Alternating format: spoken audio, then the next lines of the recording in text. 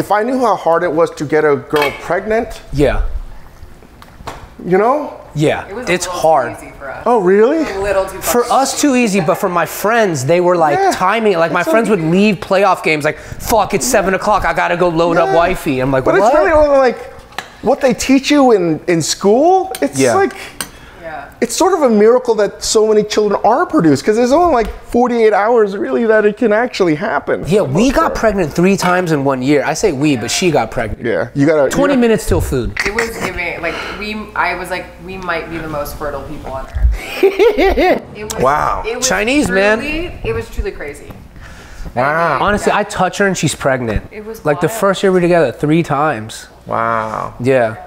But I don't know that much because we don't know anything really. Well, she's been busy and crazy. Like how much did you I literally didn't know anything. Just like I didn't know how to change a diaper. I didn't know how to swaddle.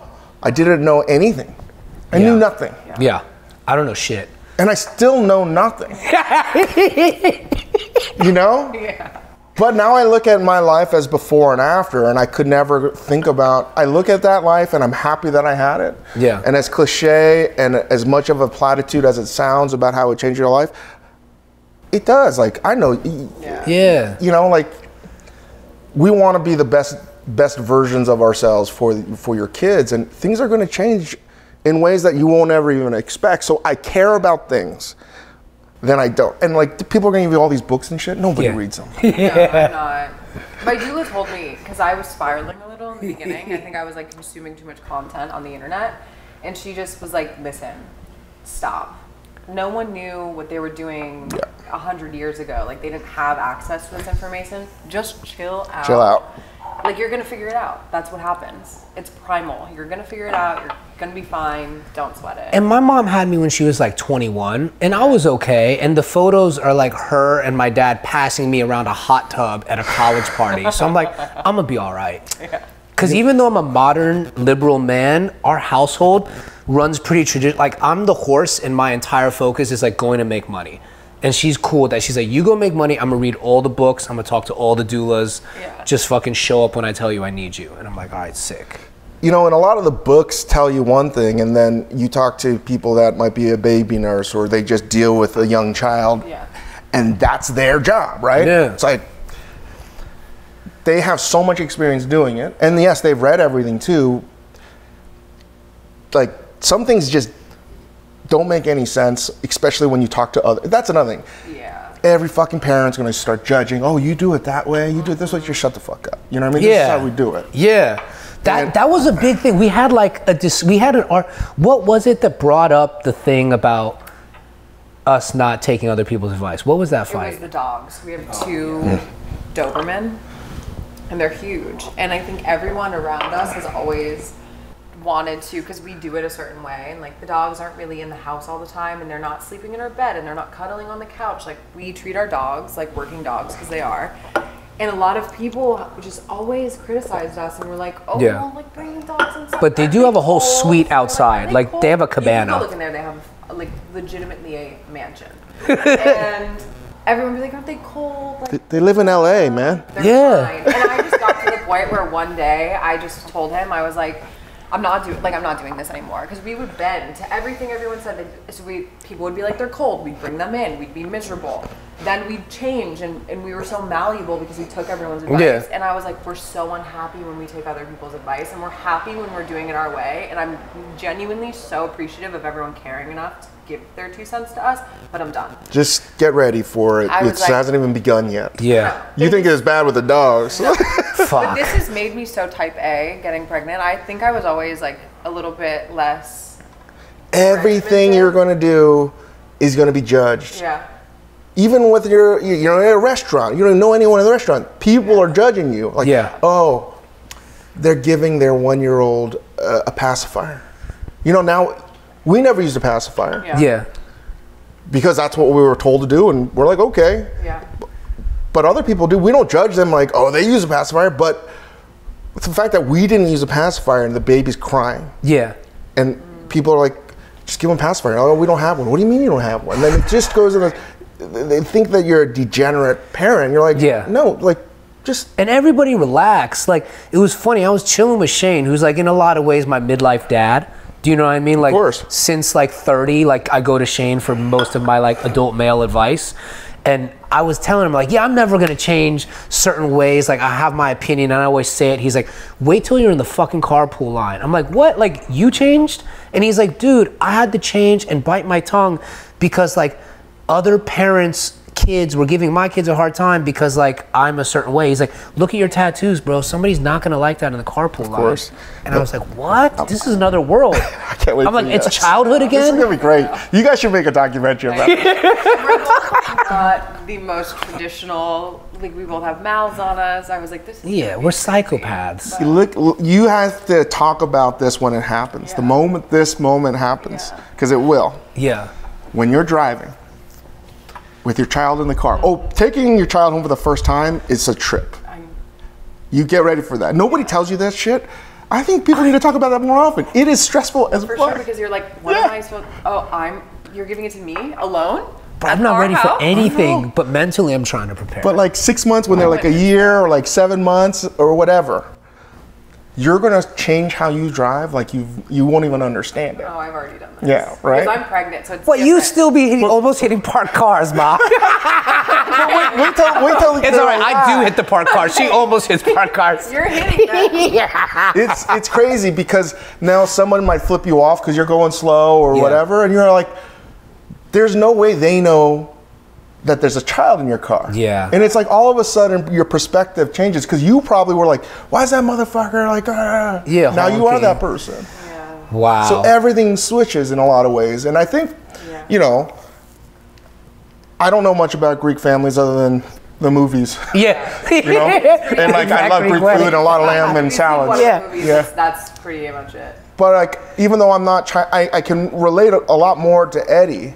Especially because like in a weird, bizarre world, like everything we do for so much of our lives, you know, like in an alternate universe are like the same lives, you know? Yeah.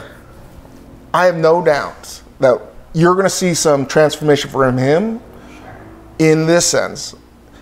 Having a child, as the child gets older, you begin to understand your dad and your mom in ways that you never thought was possible, for both good and bad. Yeah. And it fucks with you because in a lot of ways you're like, oh, like, is that genetic or is it now I understand? And it just deepens a relationship with them in a way that both my parents are gone, but they're still like, I'm having conversations with them because I'm having moments where I was that age, you know, when they were alive. Yeah. And parenting me. So it's fucking weird. That's ill. It trips me out. I am the exact age my mom was when she was pregnant and had me. And I would always think, because I would ask her growing up, like, how old were you? And I always just had it in my head as a marker. I was like, wow, okay, when I'm that age, I'll like know how she felt. And I'm like, it's just crazy. It wasn't planned. But I'm like, wow, we're in the same, like in that respect, we kind of are on the same trajectory. Like I'm just following suit with her life path. Like, doing the same thing. I will say in a relationship, I started to have the same responses to things that my dad would have to my mom. And I remembered how upset I was with my dad because of the way he talked to my mom. That like, I think around the like 18-month mark of our relationship, I was like, you know what?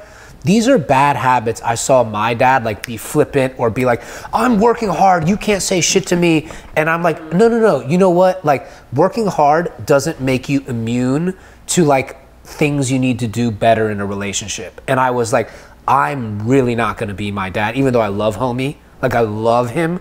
I just keep telling myself, be better, be better. And I think I've been better, you know? Yeah. I think with me getting pregnant, we've both become more patient. Yeah. Because we're so worried about my mood affecting the baby. Like, I don't want to be stressed. You don't want me to be stressed. You don't want like any negativity. I don't. So we're much more patient with each other. I think we've both been kind of historically, we're like a little bit fiery. And my mom has been kind of like jumping in front of the car in some ways, being like, yo, Eddie, she's right. Like, Eddie, fucking, you remember how you didn't like when your dad did that? Yeah, my mom loves her. So it's been cool like that. Like my mom's training me to be a good husband. And like, I'm into it. It makes so much more sense. Life is going to make so much more sense in a way. I think so. You know? Yeah. But man, what was it that clicked for you? Like when you say life would make more sense, I would love to know like what if there was a moment for you. I said for the longest time that I would die for work, and work is the only thing that's important to me. And excellence and pursuit of perfection and just crushing shit. Yeah. And what I wanted really before children is not what I want at all now. Dope. Because I've lived it, I've done it. Yeah. In a lot of ways, what I care about now is like so mundane. And to me, living a normal sort of obscure life is like way cooler to me than anything else. Because like what matters to me now is not like, yes, you need to make enough certain amount of money, but what I've been trying to think more and more is I just need enough, right? I just need enough to be present. I just need enough where I don't want to work. There's so many fucking parables out there about, you know, accumulating so much and then dying and you never experience life. Citizen Kane. Yeah. Right? Yeah. So many. It doesn't matter what country, there's some version of that. And it really is true. These things that become, you know, trite morality fucking stories are true. And I'm like, I wrestle with that because like you, it's like, I gotta work. And then does that actually bring me happiness? Nah. And my question now is, I wanna be happy and I have to be selfish. So now is what I care about when I think about, I'm not mad at myself for being young and self-indulgent, but I thought that I wasn't. I thought I was being selfless. I thought that I was doing everything for everyone else, but really I was honestly just doing it for me. Now I can see that. When I have my children, my wife, and this family that's growing, I'm like, oh, this is the only thing that's important. You hear this all the time. And a younger version of me would be like, what the fuck are you talking about, dude? Yeah. It's like, I don't get, and that's the thing, like people that's watching, like, you may not even understand, you may turn this off. It's like, I was the same way. And you may not even experience the same thing if you do have children. But for me, it's like, oh, I now know what love actually is. Mm-hmm. Yeah. You know? Because you've created something. And if you're normal, you know, you want to be well adjusted, it's like, everything fucking changes. Like, I never want to go out anymore. Same with us, man. Same with us. Like, all through my 30s, I like wanted to be a great chef, a great director, the best writer, all these things. And something personal happened to me around like 38, where like a person I was with wanted more of that stuff and wanted more like society stuff. And something happened and I was just like, yo, this is worthless. Like the scene, reviews, critics, I was just like, I just don't even care. Like, I wish you guys were out of my head. And like, I really was a monk for like a couple years. And then I was lucky enough to meet her and she wanted, I feel like you wanted the same thing after like a few months. Yeah, no, I think like 2-3 months in. Yeah. Well, I think you meet the person that you want to do that stuff with and it just becomes clear that that's what you want. We don't go anywhere. We just chill here, dogs, and it's like, I think we watched every movie on HBO Max, you know, every show, and like, we just cook and hang here, but it's great. And also, we were psychos, dude. We were like known psychopaths. Yeah, well, still. Like, how did we get here, Dave? This is phenomenal. I'm really happy for you, and like, likewise, man. And I think here's the thing. If you remain the same, that's the fucking problem. Yeah. You know, like, and for the longest time, I've always like wrestled with artists that I love, whether it's a writer or a musician, Madonna, painter, whatever, right? Like, you're like, oh, their later work sucks. Yeah. It's so boring. It's garbage. Now I'm like, I get it now. It's like, it's okay to like move on and do something that maybe makes you happy. It's not about trying to appease everything. Yeah. And it would be weird to be an artist that always did it. It's no different than being an athlete. It's like, you're never going to be as good. It's okay, you transition into something else. And for the life that you certainly lived, it'd be weird if you didn't transition into something that was a little bit more tame, a little bit more. I would have died, like, straight up. And it's funny, you know, like, when we were kids, when you hear somebody's late work album, you're like, this is garbage. Now, I hear, like, Gucci Mane's song, Mrs. Davis, about his wife, and I'm banging that shit hard in my car, and people are like, bro, what are you listening to? I'm like, this is phenomenal, man. This is phenomenal. This is a big shout out to his wife. And I'm just like, you're supposed to change. Your taste changes. Like, my taste in food changed, you know? I like a lot more nuanced, chill food now. But I have a question. Do you remember meeting me for the first time? I don't remember. Here's another thing. I don't remember shit anymore. Yeah. I don't remember anything. I will always remember, though, because I used to do the deliveries for Bauhaus. So, oh, man, you did, okay. Was it my apartment on 17th Street? Grand Street. Grand Street. You were staying, like, in an apartment on Grand Street, and you ordered, and then I was just, like, unbeknownst, riding a bicycle, and I delivered it, and I was just like, oh, damn, it's the big homie. I gave you the bows and then, like, rode my bike back to work. It was fucking hilarious. Yeah, I don't remember. There's a whole 10 years of my life where I just don't remember anything. Yeah. Really, it was like being in a coma. Yeah. If I was you, I wouldn't remember anyway, because I was just like a Chinese dude on a bicycle. I'm sorry, I don't remember. Don't be sorry, man. It was What year was that? It was funny because I went back to the restaurant and I was like, bro, I think he ordered our food. It was like 2010. Yeah. Man, Crazy. It was interesting. things have changed. And now we're in LA, but Yeah. I'm just so happy for you guys, and Likewise. it's amazing. I don't think anyone would have thought we were going to move down. We were like I mean, I still love New York. New York's still my favorite. When did you move to LA? We were going to do it before the pandemic because of I stepped down from doing day-to-day on the restaurants, and we were going to be here to do more media stuff. My wife at the time was still reluctant to leave, but we had that plan to move out here. We were working on a house, and then pandemic happened, and then we're like, should we do this? And then we did it like a year later, and I needed to get out of New York. Yeah. And I've been back several times since. It's a different place. Whether people want to say it's not, it's a fundamentally different place. You know, the East Village is not the East Village anymore. Williamsburg was like weirdly on maybe a downswing before the pandemic, but now it's a completely different place. All the outer boroughs, the neighborhoods are crushing. I don't know. And part of that is we're just older. I know. I'm okay with that. But also, like, I didn't want to necessarily raise kids. I wanted something else. I wanted something different. But there's a sense of being in New York where there's an intensity where I have to do more.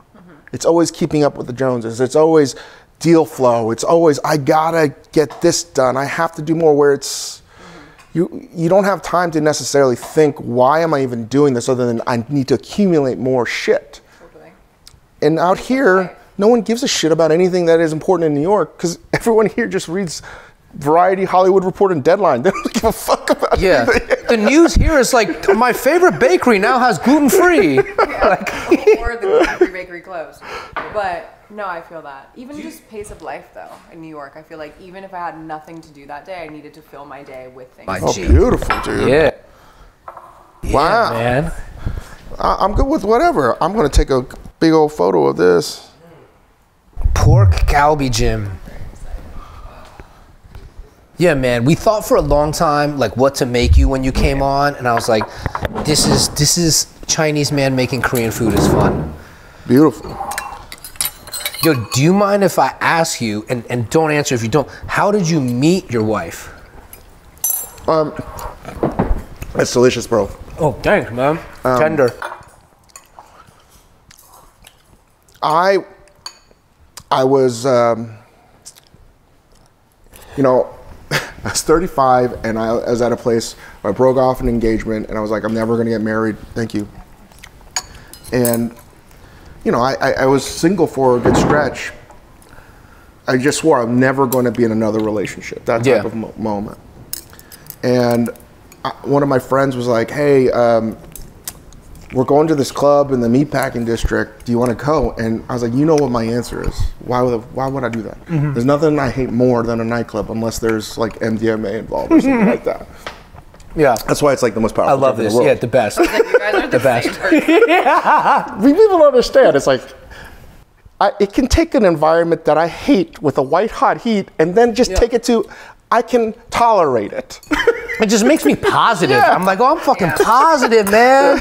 I'm gonna forget about my dad beating the shit out of me. Anyway, we stopped by. My friend introduced, because he knew a bunch of girls that were there. And I was there for maybe 5 minutes. Because I walked in, I was like dead sober. I was like, I hate this. I hate this so much. I said hello to everybody. That was it. I saw Grace with her friends. Yeah. Little did I know that she also hates clubs, and then she left like 5 minutes after I left. And then fast forward the next day, my friend calls me, hey, those girls you met, they're hosting a barbecue at their apartment. I went, and they were going down in flames because more people had showed up than expected, and they're trying to grill all these hot dogs and hamburgers. And I looked at this, I felt like a superhero. You saved the barbecue. Yeah, I was like, holy shit. It's one of those moments of like, oh, someone's choking and I'm a fucking doctor. It's like, the toilet's overflowing That's and I'm the a best. fucking world-class plumber. Whatever, you know what I mean? It's like, I can do this shit. I'm trained for this. She's like in the weeds and you're like, you need help, Ma? And that's literally what happened. And helped cook a bunch of stuff for them, helped out.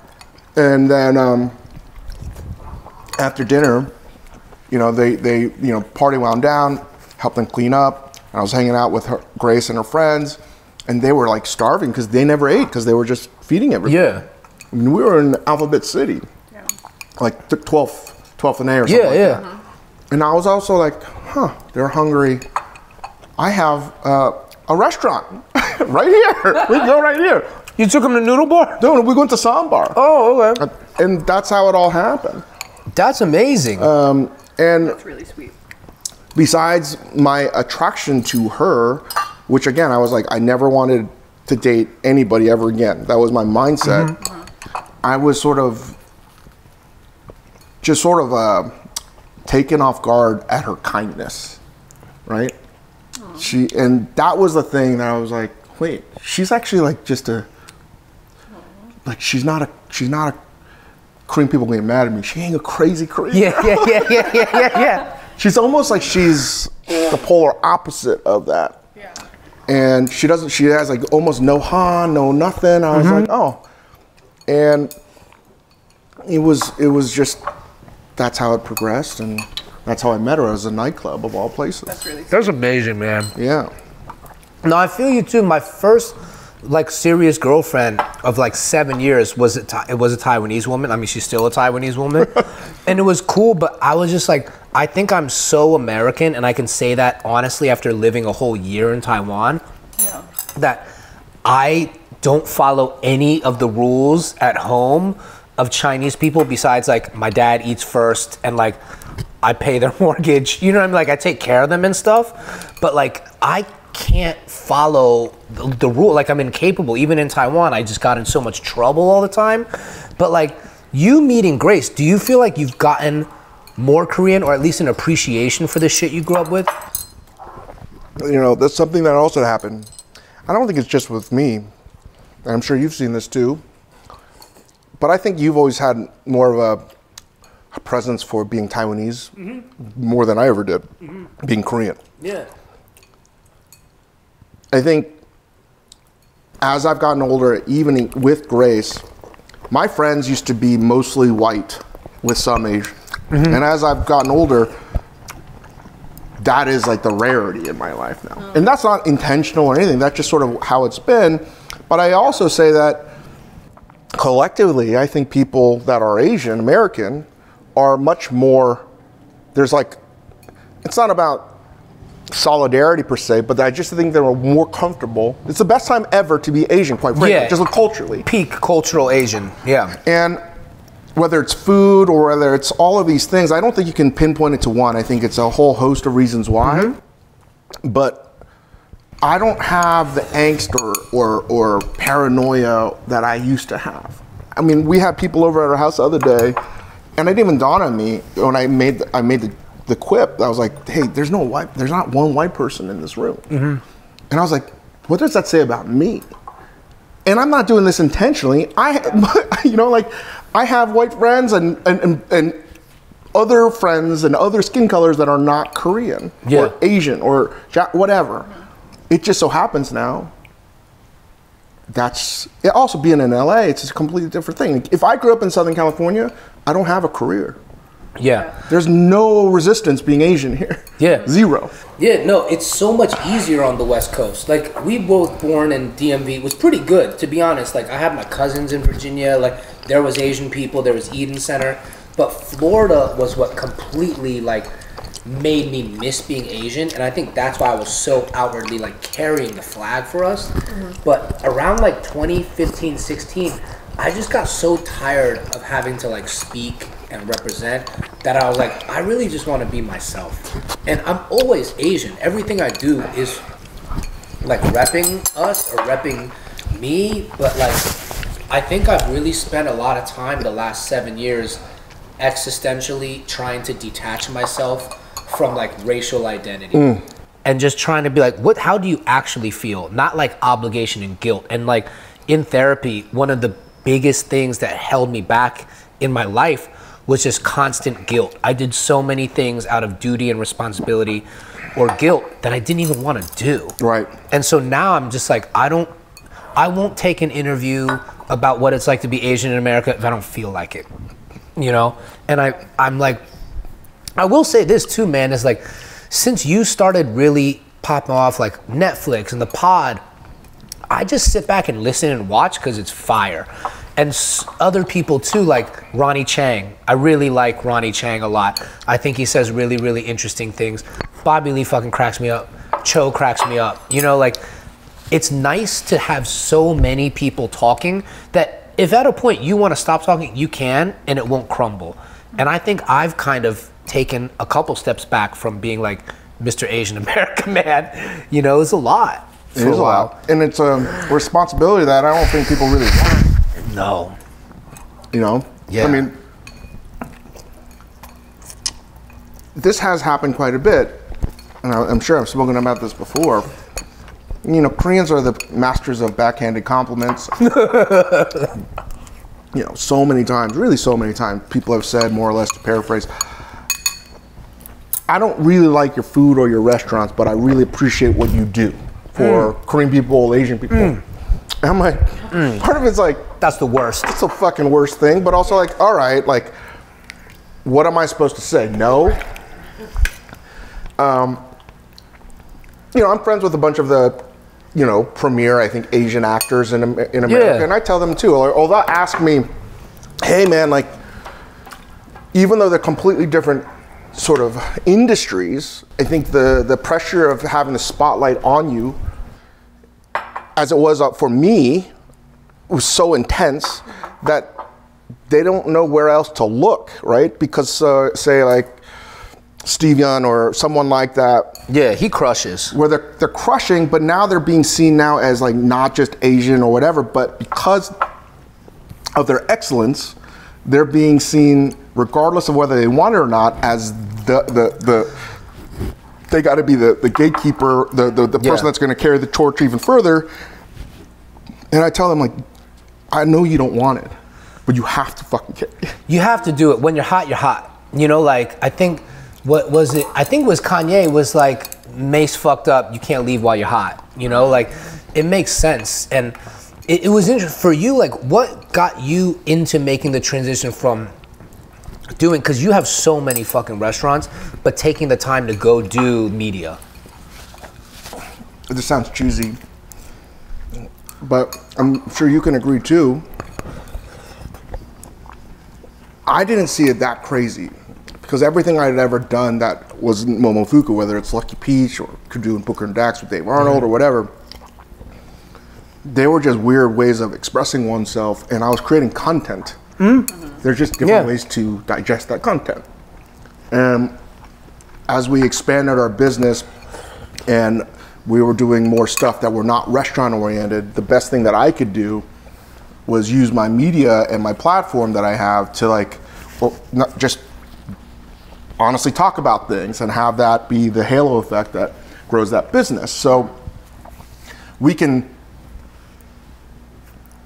grow, I can still be engaged and do things in the food world without actually having to do it. But another thing was, I've always been super competitive and always looking at the leaderboard.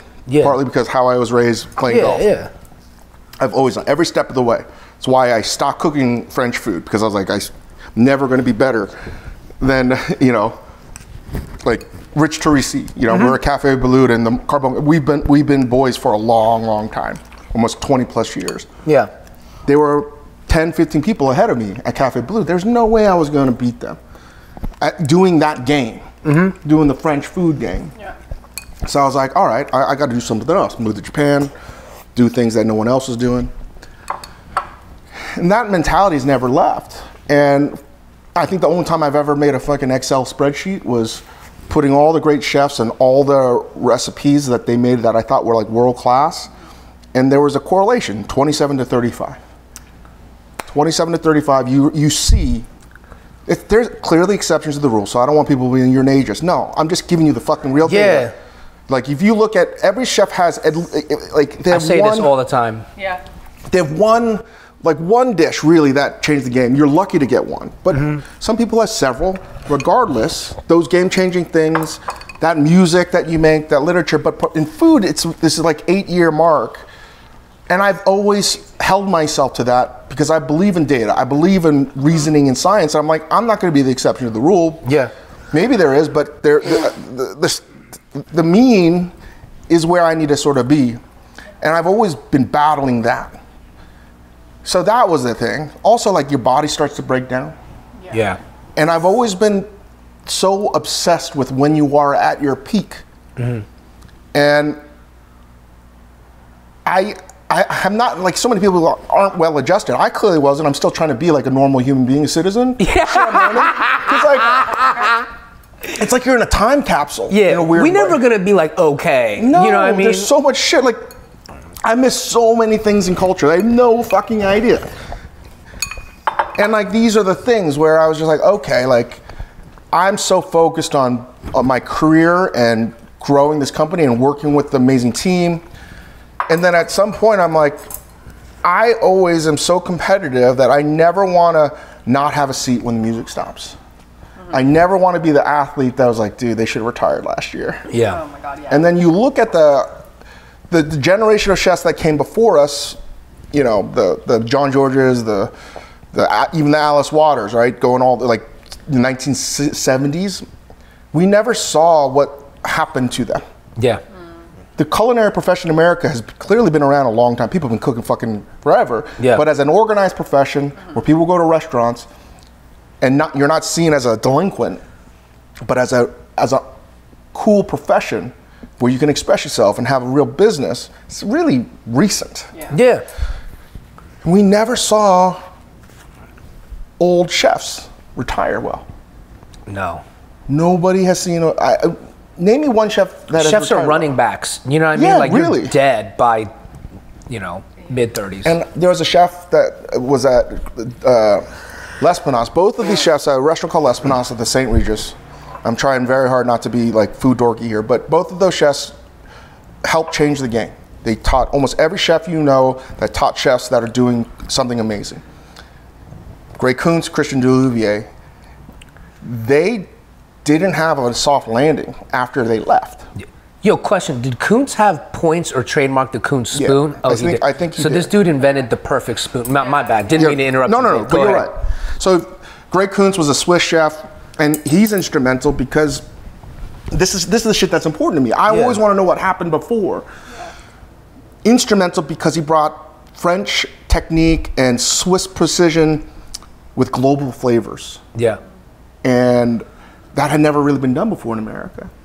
Maybe look dated now today, but the people that work for him were the greatest chefs in America that were working under Greg. Gray leaves, retires, Christian Deluvier comes in, and next generation, totally different food, but I look at all of those generations, right? If you go, what happened to David Boulay? I mean, yeah, he busted out. He had that last restaurant in Tribeca, and it was a wrap. No one gets better as they get older unless you do one kind of cooking. So there's two kinds of cooking. In any kind of creative field, I think, or anything that's an endeavor as a spectrum, you have people that are craftsmen, that are very much of the mindset that I'm going to do this, I'm going to get better every day. Yeah. Very Japanese philosophy. Yeah. If you need a reference point, just look, Jiro Sushi. Yeah. Or Dom at DeFara's Pizza, right? Mm-hmm. God bless. To God. Every day. And yeah. I would look at that and I'd be like, fuck, man, I wish I could just keep my life that focused. Yeah. But I'm I'm all over the place. I can't do that. We're not reaching into an oven barehanded for pizza. No. Dom went in barehanded for fucking pies. I can't do the same thing over and over like that. Yeah. In the same vein, like in a medical profession, because I think that's the highest form of being a craftsman, or even a plumber, right? But in a doctor, right, you can actually be like, day in, day out, I'm an internist, and I'm going to treat all your things. Yeah. Or you can be someone that's like trying to figure out how to fucking cure cancer. Yeah. Right? And that, you need to have it's a very different form. You're still a doctor, but a very different way. Yeah, you're hyper-focused. Physicists, you have theoretical versus the people that are actually practicing those theories. Academic. Yeah. And I was like, when I saw it that way, I was like, oh, I'm definitely more on the, whether I'm going to be great at it or not, I have to go out there with my hair on fire trying to do new shit. That's just who I am. I'm too ADD like that. Always in the pursuit of the new. That lifestyle, if you choose that, it's hard, number one. Both are hard. But your relevance doing that is very short. Yeah. And I was like, I don't want to age like that. I got to transition to something else. So that's why it was always part of the plan. Yeah, what do you think, because I'm curious what you think. What do you think your superpower was, like, as a chef? Like, in the scene when you popped up and did your thing, what do you think it was that you brought to the game? Because everybody else has an opinion of what it is, but I want to know what you think. I mean, when I tell people I'm not a gifted cook, I think it's true. Even my wife now sees that. You good. Listen, I'm a really fucking good cook. Yeah. You dug her out of the weeds, bro. I'm a really good cook, but you're just hard on yourself. People don't understand what the level that I'm trying to compare myself to. Yeah. Like, my closest friends are David Chang. He cooks with he's just, people have this ability. They're super talented. I'm not that physically gifted at cooking. I gotta find my, a little bit more like, I'm not compare myself to Larry Bird or I love the athletes that are super good at their fucking job, like Jokic. Not athletic, but you're like, why are they good? Why are they good? Mental game. And because I've never been physically better than a lot of the people around me, I've had to think about the next steps more. Because I've struggled in jobs in the kitchen, that struggle created empathy for me where I had to see the ineffectiveness in how something was done and be creative, because I had to be creative to compensate for my lack of fucking natural abilities. So I think that failure and that grit and determination, I think, is one, right? I can take a high tolerance of pain. And because I've seen that, I think that and I'm curious by nature, so all of that adds up. All of these little things add up, but it doesn't make me feel good, right? I'd much rather be fucking Michael Jordan. I'd much rather be LeBron James. I'd much rather be someone that is unequivocally, they're fucking amazing. I've never been in that category, right?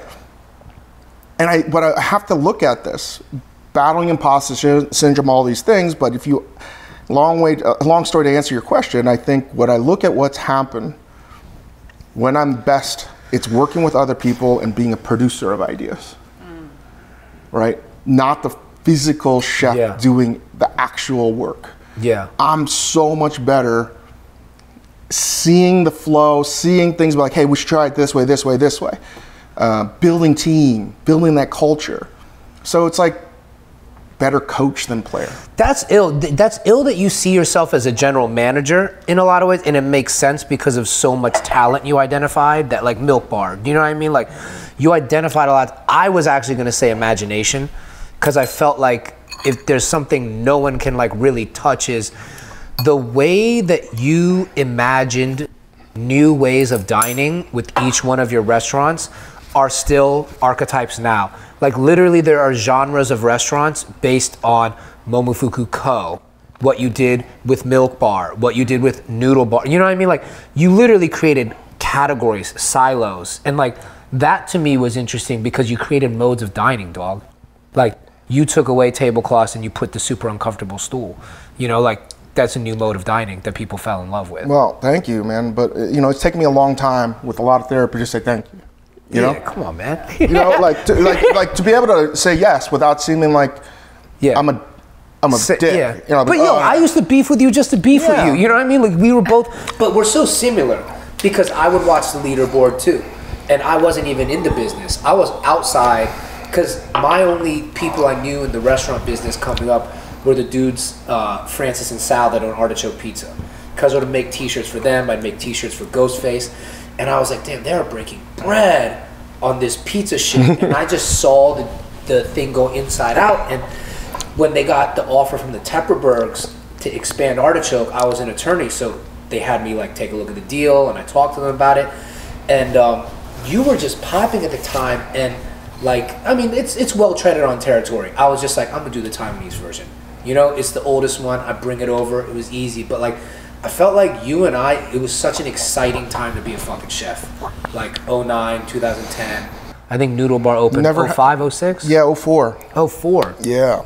Word. I mean, shit, we're around 20 years. Fuck, man. I think people realize how young we were, or how young I was. I was 27. Yeah, I was 27 when I started, you know? Yo, it's the Jesus year. It really it's like, is like not an accident. that format of 27 to 35. I think there's something powerful, and it's not about the specific age. It just so happens that many 27-year-olds are at that perfect sort of threshold, if it's a fucking graph, right? Yeah. Where you literally are fucking so fucking dumb. Mm-hmm. You're so dumb, but that ignorance and that stupidity is critical. Yeah. To actually trying something that you believe in, that you think is actually a good idea. Yeah. Because you have no wisdom. Yeah. And I think part of the problem getting older and why you don't do things is wisdom.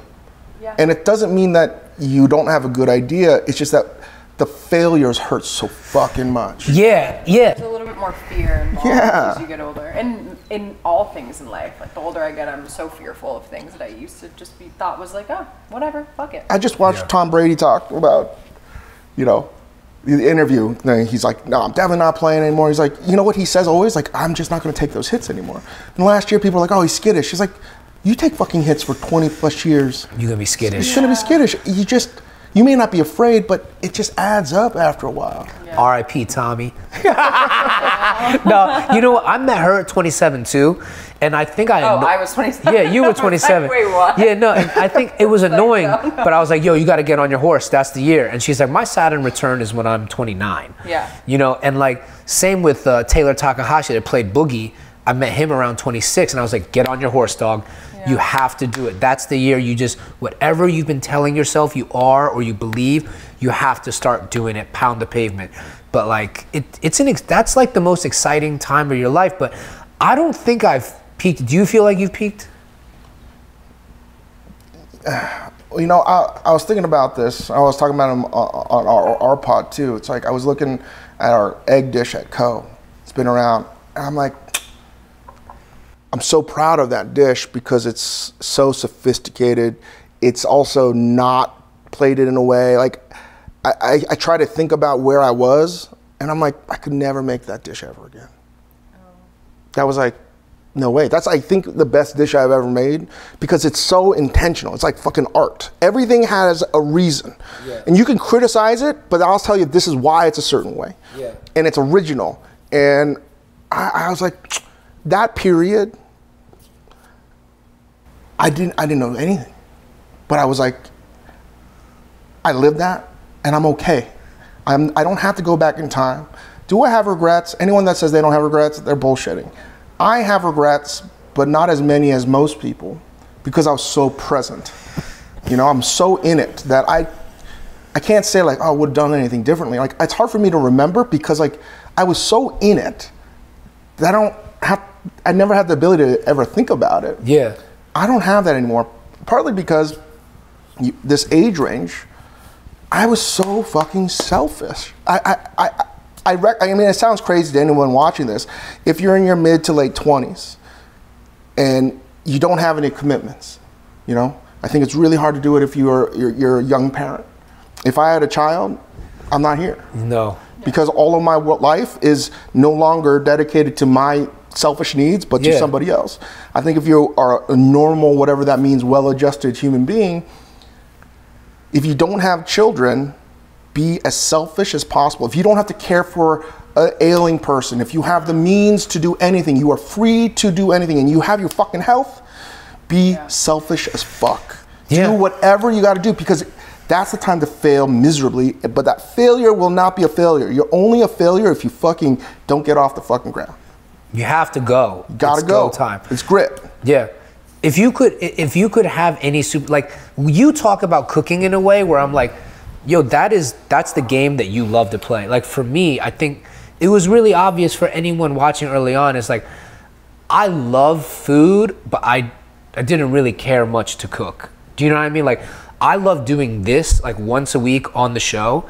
It wasn't my thing to like open multiple restaurants. Like, only now that it got taken away from me by the pandemic that I was so excited to go to London and open Bauhaus again. Like, it was probably one of the best weeks I've had in a really long time. But if you could be the best at anything, would it be food? I think the thing I'm best at, unfortunately, is this: opening restaurants. That's a good thing. That's a great thing. You're a restaurateur. I mean, I think of all the things I'm good at, getting the team ready, getting the menu, and doing new ideas. Yeah. Like I say unfortunate because it's such a stupid thing to be good at. No, bro, come on. No, and I personally do, because it's so fucking hard. It's so time consuming, and it's so ephemeral. And that's the thing. And that's what I wish it was not necessarily easier. I wish there was a way to make it that feeling last longer. Not just for yourself, but for everybody. Because, you know, it just moves so fast. Yeah. And and what I've realized too is I'm a fucking addict. I'm not like, you know what I mean? It took you just this long to realize it? I think people around me have always known that to some degree, but like work as an addiction, you know, that rush. And addiction doesn't have to be drugs or sex or gambling. Addiction can be to fame, you know, it doesn't have to be money. Or getting better. Exactly, self-improvement. All of these things, and I was like, I'm so competitive that like I need to, it doesn't even bring me happiness. And I think that was the realization. I'm like, why am I doing it for? Like, whose approval do I need? And no matter what I accumulate or whatever the fuck, I'm not bringing that with me when I die. No. Yeah. So I joke about this a lot with a lot of my sort of chef friends. What chefs are pursuing, like the top tier, is Lord of the Rings. Yeah. Everyone's after it. Yeah. This, whatever it is. It could be 3 Michelin stars, your own personal, in your community, everyone's pursuing that thing. Yeah. And for example, I'm really close, I don't even give a shit about it anymore, but for like 10 years it was super important and cool. #1 restaurant in the world, top 50. I'm friends, really close with all of those chefs. I've seen them all carry that ring. Yeah, didn't you do it with Cole once? Yeah, we've been there. We've been in the top 50. Yeah. But I never... You were one once. No. You were never one? I think here's the thing. I never wanted to do that. I want to do other things. Because again, like having just that, if I wanted to do that, I'm not going to say that we would do it, but I feel pretty confident that I've focused on just doing that. We could do it. But one of the reasons I didn't is I had enough chefs tried to do that and did do it. And I looked, did it make them happier? Did it give them long-lasting sort of joy? No, all it gave them was this desire to want it more. Foot pain. Foot pain, bad back. Yeah, fucking and- Well, everything. it's almost like you're chasing something and you get it, and you get that hit of whatever it is, like dopamine or whatever. And it's like you want more of that. You're not just going to be satisfied and be like, cool, that was a great feeling. Won't feel that again. Yeah. You want more. That's it, and that's why it's like it's power, Yeah. right? And whether people give a shit about food, clearly we learned after the pandemic, no. But in your world, I almost view cooking independently in restaurants. We're somewhat that fandom, even though it's smaller, like to sci-fi, Ah. right? Like, if you care about Star Trek, there's like 1 in 100 people give a shit about Star Trek. Yeah. But if you care about Star Trek, you're gonna know every fucking next Yeah, gen, yeah, you're gonna do yeah. this, you'll be watching Picard on your own. You know what I mean? Like, Yeah. and you fucking like, because it's yours, you care about it so much. Food has that same thing. Yeah. And in that small universe, it becomes this echo chamber. And I saw that, and I tasted it. I've been at the center of that storm, and it can feel awesome in the sense that you are desired and you're wanted. Yeah. And you have this ability, especially in New York, man, like every fucking door available to you, you know? For me, I felt like with food for a long time, I operated like a jester on purpose. Like, you know, like Puck in Midsummer Night's Dream, right? He's just like, he knows and he sees, but he's like kind of non-committal. And psychologically, I really had to think about this shit for a while. And it was because my editor from Fresh Off the Boat, Chris Jackson, that he edited the book when I wrote it. He was like, Eddie, man, you always build shit and then just like set it on fire and walk away. Like, why? And I was like, I don't do that. He's like, bro, look at it. The Four Loko party, you lost a restaurant.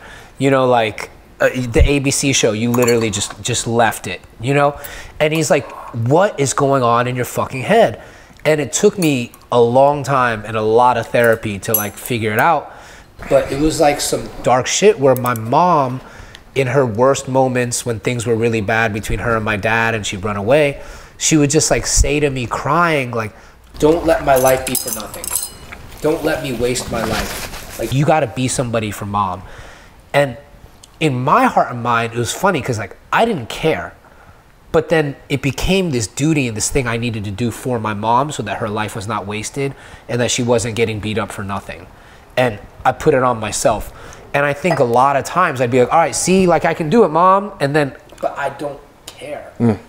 And I had to sit down and really think about like what I cared about. And I love Bauhaus. Like, I needed it to be taken away for me to realize how much I fucking loved it and missed it. And that was a big maturity thing for me last week, to go to London and be like, I will never let this thing leave again. Like, I need this thing in my life. Like, I love it. But if I can't be the point guard of the Knicks and I can't be the quarterback of the Commanders, I just want to be a writer. Like, I always wanted to direct film, but directing film is just as sadistic as being a chef. I think I'm really honestly the happiest sitting at a desk writing. And like anyone at a studio, do not think I don't want to direct. I will fucking die for the cinema. I will absolutely fucking die. But like in my old age, I think I'm gonna sit with you and the dogs and baby and like write. Like, I just love writing. Yeah. That's what I awesome. like watch the leaderboard on. That's is, like, fucking amazing. writing. And dude, you're Boogie legitimately, when I first started, I was like, dude, I don't know how this is gonna fucking be. I was like, I was like, fuck Eddie, like, I know when you came out the pond, you were in Taiwan, I was like, Eddie, like, what? Fuck crazy. Like, Making sandwiches to make a movie. I was like, what the fuck is going on? What did you, what? I'm like, because I'm friends with a lot of young directors, and I see what they fucking do, and I'm like, all right. And I told you, I was like, holy shit. Yeah. First time, I was like, it's legitimately good, and you see the bones of what can be. Yeah. Totally. And you're fucking good actor. You know, everyone's a better actor than me. but like, you know, I just think it's fun. I think for you, you just gotta try shit. Yeah. No matter what, you just gotta try new shit. I think I just never said out loud how bad I wanted to direct film because I never thought it would. Well, I knew it would happen, but I knew everybody would laugh at me, right? So I just never said it out loud, but I was quietly just like studying. Just like how when you talk about food, I'm like, dude, I could listen to you talk for hours on end about like studying the game of cooking and restauranting. You know, like, it's really fucking incredible. the only thing that keeps my imagination like that is like the NBA and film.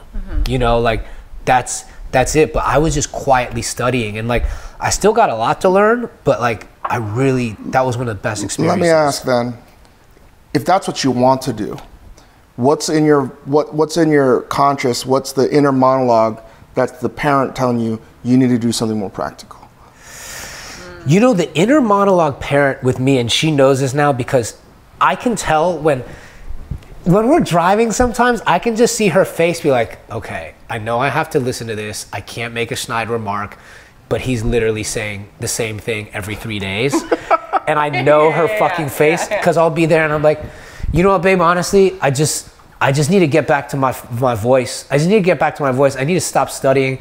I need to stop worrying about structure. I just need to unleash the voice again.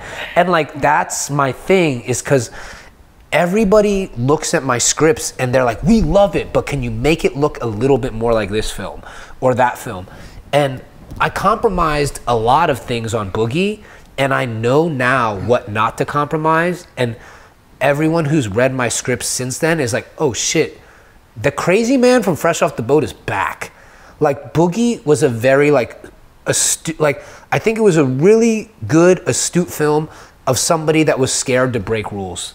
You know, like, I didn't break the rules that I usually break when making that film. I was like, what would PTA do? Well, and then I ended up not doing anything PTA did. Like, I feel like if you didn't do that, it would have been a fucking piece of shit. Yeah, it would have been too wild. And to be honest, because you got to learn the rules to break the rules. Yes. I think a lot of younger people don't know that. Yeah. They all want to fucking be doing it immediately. And I'm like, I'm gonna, if you were stuck, I'd short the fuck out of you right now. You know what I mean? Like, that's how I feel. Like, you gotta do the fucking work. Thank you, bro. And like, that's the thing, the head of production at Focus, Lou Phillips, was a guy I bumped heads with a lot, but I actually love. And at the end of it, he came to me and he's like, bro, I was so tough on you about like hitting the budget and hitting time and not fucking it up. But he's like, I didn't realize, and I forgot that you're a businessman and a restaurateur and a lawyer before you were a director.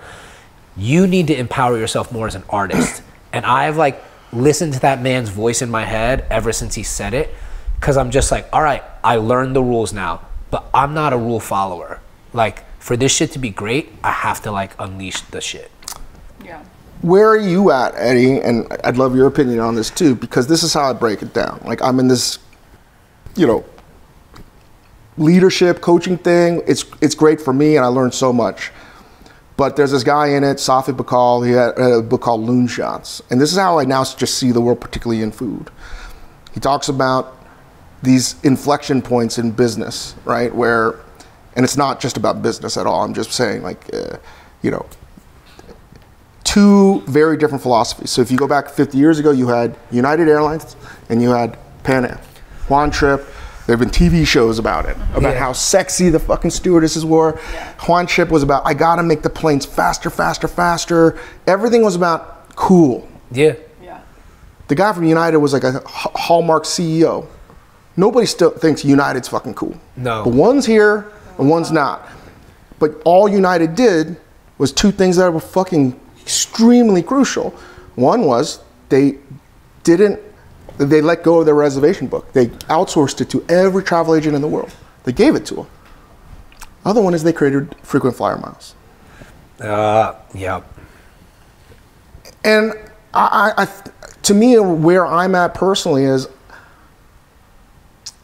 pursuing cool, that's a hard thing to do. Yeah. You get all the attention, you get all the love, you get the accolades. It's sexy. It's the thing that as a young person, I wanted to be cool, to be relevant, to be at the vanguard of shit. It's very difficult to always be at the forefront of that. I just want to be United now. Wow. Because I see that it's much more sustainable. I see that I can have a better relationship with my family.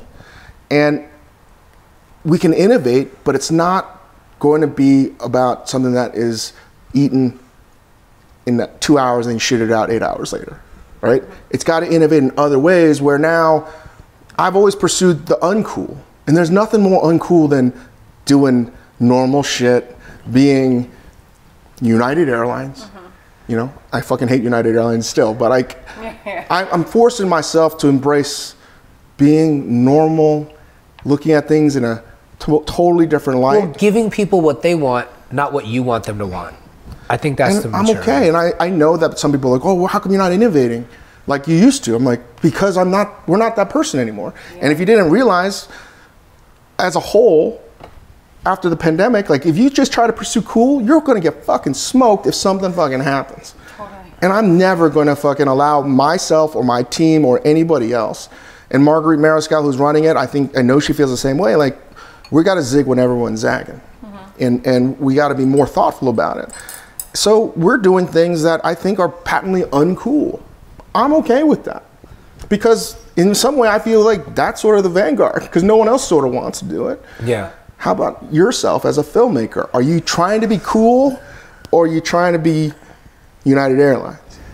I think I'm smack dab in the middle, and this is not a cop-out, but I'll give you a real example. My idol is Edward Yang, the director, right? Like, he did Brighter Summer Day, EE. He makes like 3 to 3.5 hour films, super slow moving. Like, I can't get her to watch them. You know what I mean? Like, you know? Like, I can't take an Adderall right now. Like, it's not. She's like, that's too long of a sit for us. But I'm just realizing those films can't get made right now. You literally can't make those films.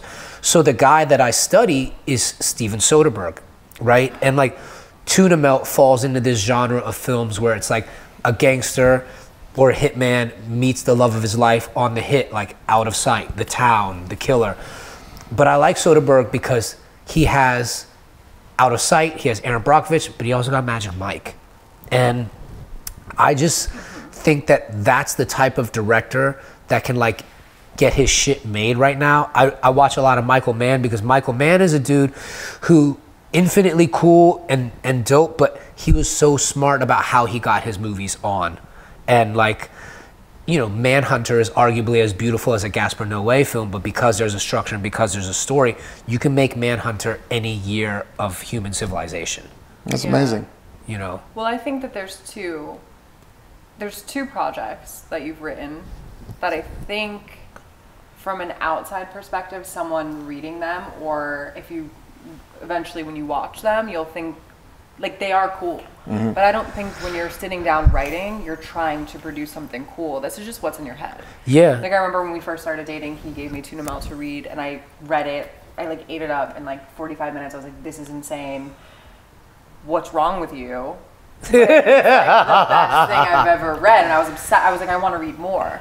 But I don't think that's your MO. Like, I don't think with 90% of what you're doing, I would say 98% of what you're doing ever, I don't think you're thinking about anyone else besides the voice in your head. And more so now, you're kind of a little bit more realistic about, like, again, these directors got this made. Like, there is a path to just budging a little bit on what casting to do to be casting, or what the rules are, so you can get in and then break them. Like, you understand that more now than before. I think you were just like, I'm not following, like, fuck this, fuck you, but you wouldn't get let in that way. Yeah, you know? I was burning every house down, and like, I feel you're always a few years. How old are you now? Turned 46. Word, I'm 41. You're always a few years ahead of me, and that's why I enjoy talking to you in a lot of ways, and Shane too, you know?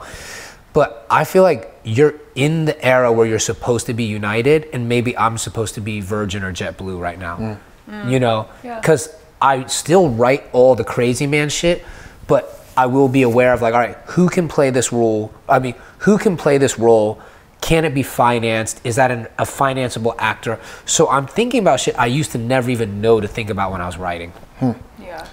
You know, I'd say I've always wanted to be populist, right? What really gets me excited is doing something that everyone can understand, which are like the benchmark. Like, everyone loves Indiana Jones 1 and 3.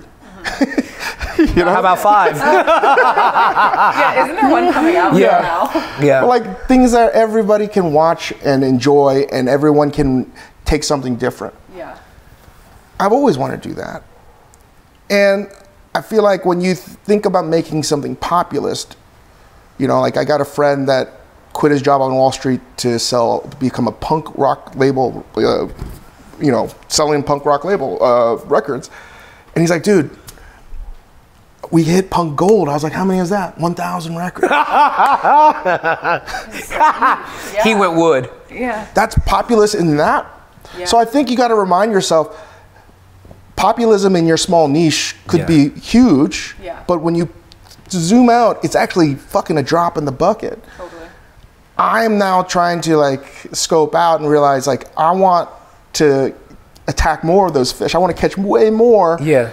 And that, for me, I'm always after the hardest. I'm a masochist to myself, right? As you are. I want the hardest challenge. The hardest challenges, which is why I love Top Gun Maverick so much. Because like, yeah, you can tool on it, but I'm like, that's a fucking hard movie to do. That's a good movie. It's a good movie. Well, everyone sort of liked it. And to do that to me, for me, that's the shit I want to do, where it's so hard to make a movie that everyone sort of likes. It's easier, I'm not saying anything's easy, to make a 12-seat restaurant and get a bunch of awards because you're cooking for the demographic that wants it. Yeah. You know, like, if you don't do that, like, you sort of fucked it up. Yeah. You know what I mean? Like, you're making Dune for fucking people that read Dune. They're going to be fucking stoked. Yeah. On the other hand, it's like, okay, like, you don't want to be just so not cool that like nobody's going to watch it. Yeah. So to me, it's like the hardest part is, as you say, going after that middle. This is the most elusive target creatively to hit. Because if you want to be, you know, again, I love David Lynch, but like, I think it's easy to be David Lynch than it is Steven Spielberg. Totally. Yeah. Yeah. Yeah. It's so How many, everyone wants to be Steven Spielberg. How many? Yeah. You know? No, that makes sense, man. All right, my last question. Let's do it for each other, right? If you were gonna call me a basketball player, like if there's one, I like to do this. This is a weird fucking thing, right? Because there's a basketball player in my head that I'm like, that's Dave in the food media world, and then you think one for me, and then babe, I'll think one for you, right? Want it. Yeah, please. Oh, and I got to think about this. But this is a good question, man. Yeah. Fuck. Best question I've had in years. Yeah, because like I see you, dude, as especially in food and in media and everything, like I never, my fucking 27-year-old self would never let me ever say this, but I do think you're the Jordan of food, and for this reason, because Michael Jordan was so ill and he popped in the right era as well, with the advent of cable television, with the Nike deal, all of those things, the internet. Like, he was the first player we all got to watch win the fucking 6 chips, right? And you hit in the perfect fucking era where Food Network already had its base, but like the food culture was exploding. Like, America's imagination for food was finally like open. It finally had an appetite. Like, America never gave a fuck about food. Yeah. So to me, you're Jordan, like, because everything you've done and you're still doing, it's gonna be quite insurmountable, especially because of the age at which you started at 27, man. Like, if you look at the spreadsheet, you're Jordan. I think I'm more. You won't accept it, No, but like, you're Jordan. Thank you. And like, I really wanted to catch you. And you know what happened was, after opening Bauhaus, I was like, fuck this shit, bro. I got flat feet. I'm never catching homie. I'm never catching him because like, it's fucking too hard. Restaurants are the hardest thing you can ever do. It's harder than shooting overnights on a film, dude. Like, restaurants are the hardest. Man, I'm having a hard time. Think about it. I'll say, for you, babe, all right? You're from Boston. Yeah. I really think about you like Kevin Garnett, because he was the first dude drafted out of high school. Ever since I met you, I was always just like, you're so immensely talented. Yeah. You just have to want to get on the horse and do some shit, which I related to. Because like, that's my thing with my mom, right? But like, what I've realized with you now, getting to know you, because I was always like, you're Pisces. Your cat moon is so fucking strong. And it's like, KG had offense, but he was like immensely talented. But what got him like to the promised land was when he got super disciplined and he started doing the beautiful mind shit on defense.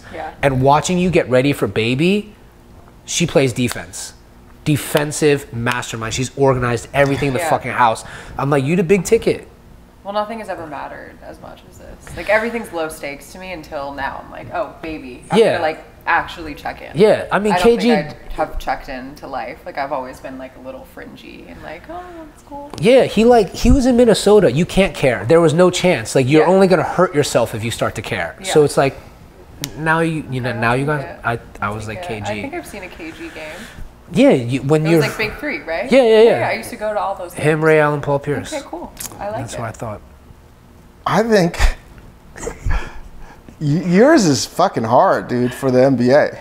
But I have to not choose an NBA player. I got to choose a different sport altogether. Sure, I'm Can down I for choose this. an NBA player really quickly? You let him go and Okay, then you go. okay, Yeah. I'm going to say Andre Agassi, Oh, makes sense. right? Yeah.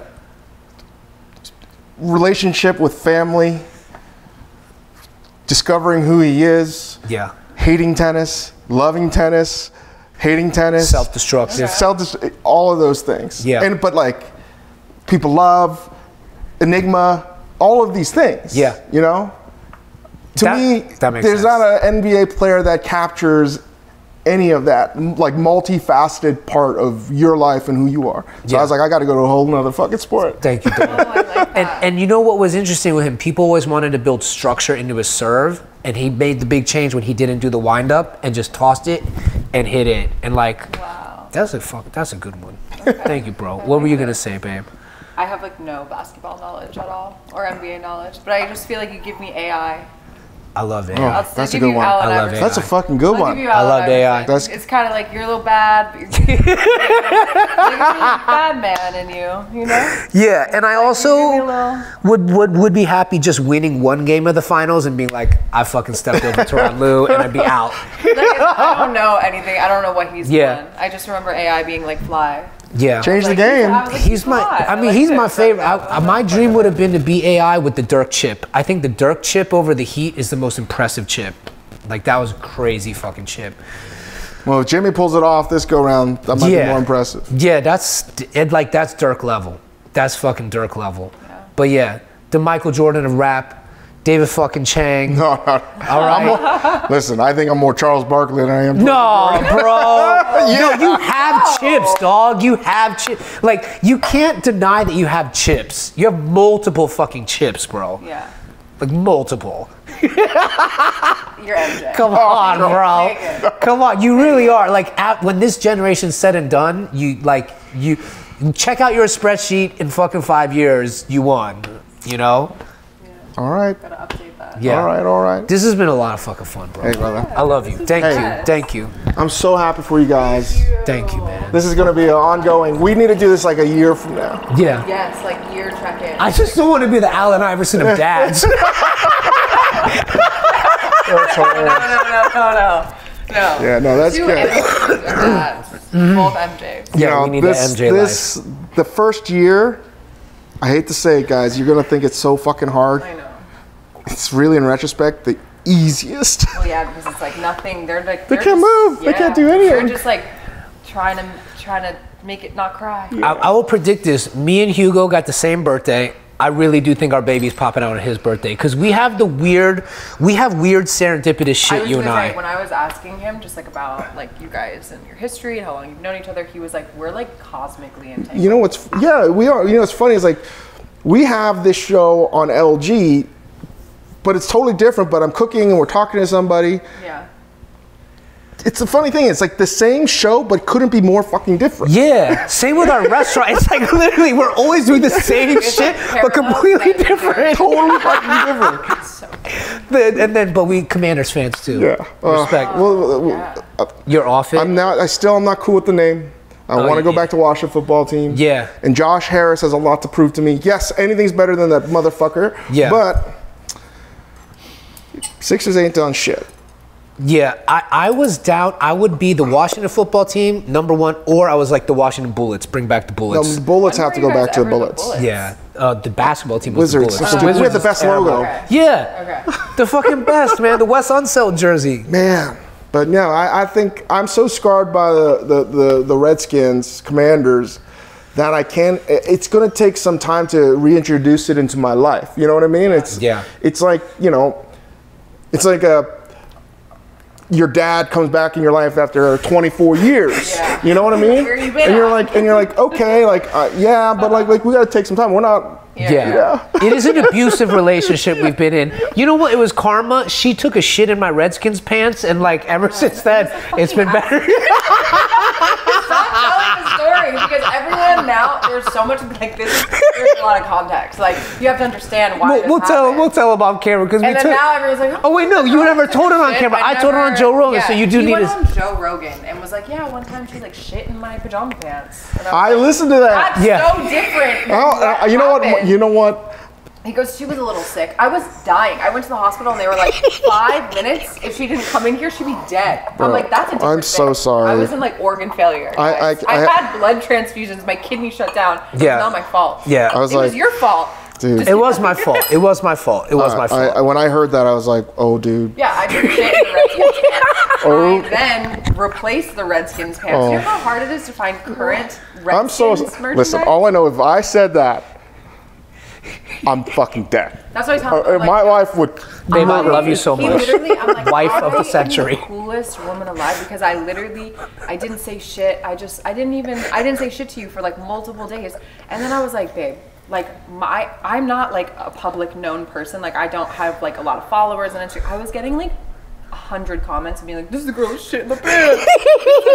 Oh, yo, she shit in the pants. And I'm like, yo, babe, it smelled so good. It smells so good. I was like, this is Marriage. too much. I would never love it. want to be famous. I didn't even was want like, those this pants. is I didn't so like crazy. those fucking pants. I replaced them. Man, I just was like, I had oh my shit. eBay notifications on. I was like doing I was like literally beautiful minding the internet to find these Redskins pants. Yo. Grace, I will never say anything ridiculous. So much. You have a better I will man. never, MJ, ever, I have ever happen. Because I don't want to die this early. I would be dead. And you So know what the best fucking part good. is? After it all like went down and I was gonna be okay and everything, he admitted to me, he was like, when you did that, I was like, that's a little dramatic. You know what I mean? Because he didn't know how sick I was. And he was like, I went upstairs bro. and I was like trying to weigh. I was like, is she crazy? You're going to have to get dialed into a whole new framework of like, you think you know her tells and her ticks and everything? Yeah. No idea. It's a whole new game. Really? You're going to know nothing. Even things that you say. Yeah. Again, everyone's different, but I've asked enough people in this situation. There are things that you will say that will piss her off and you don't even know why.